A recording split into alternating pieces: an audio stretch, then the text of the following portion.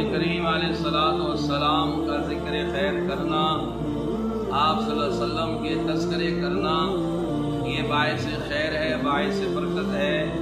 इसका ज़िक्र करना भी सवाब है, सुनना भी सवाब है।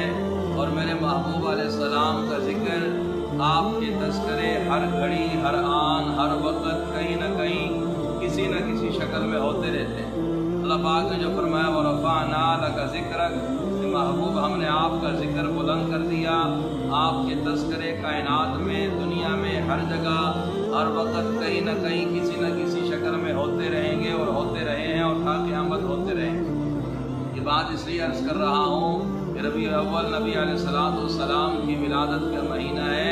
इसमें आप सल्लल्लाहु अलैहि वसल्लम का ज़िक्र खैर करना, आप सल्लल्लाहु अलैहि वसल्लम की तज़किरे करना, आप सल्लल्लाहु अलैहि वसल्लम की ज़िंदगी बयान करना, आपकी सीरत का बयान करना, आप दुनिया में किस लिए तशरीफ़ लाए थे, आपके आने का मकसद क्या था, आप क्या चीज़ लेकर आए, उम्मत को क्या चीज़ देकर गए, उम्मत को किस चीज़ की तालीम देकर गए, ये सारी चीज़ें बताना ये बाइस बरकत है और बाइस सवाब है।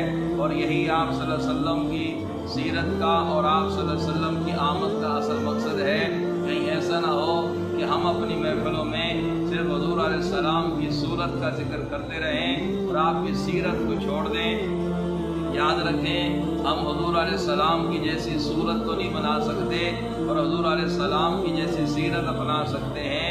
हुज़ूर जैसे हम खूबसूरत नहीं हो सकते, हुज़ूर अलैहिस्सलाम जैसा चेहरा हमारा नहीं हो सकता, आप सल्लल्लाहु अलैहि वसल्लम की वजूद अथर जैसा हमारा वजूद नहीं बन सकता, लेकिन आपकी सीरत जैसे हम अपनी सीरत बना सकते हैं, आपकी किरदार जैसा हम अपना किरदार बना सकते हैं। इसलिए हुज़ूर की सूरत को बयान किया जाए और हुज़ूर की सीरत को अपनाया जाए। अल्लाह मुझे और आप सबको समझने की तौफीक